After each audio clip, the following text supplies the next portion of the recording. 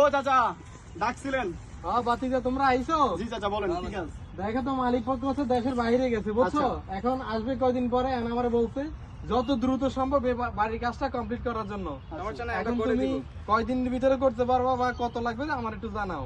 আচ্ছা আপনি কয়দিনের মধ্যে করতে চান সেটা বলেন। এটা 3 দিনের ভিতরে হইলে আরো ভালো হয় আর কি। এখন দেখো তুমি 3 দিনের ভিতরে করতে পারবে কিনা।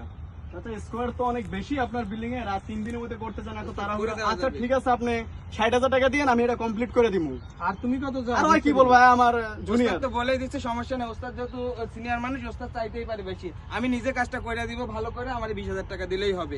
কি রে বাতিজা, ওই চাইলে 20,000 আর তুই চাইলে 60,000, ঘটনা কি? আরে চাচা হয়তো এটা বোঝেন, হয়তো নতুন এখানে যে আপনি এটা কাজটা করতেছেন, মানে আপনি তো মালিক পক্ষ থেকে কাজ করতেছেন তাই না?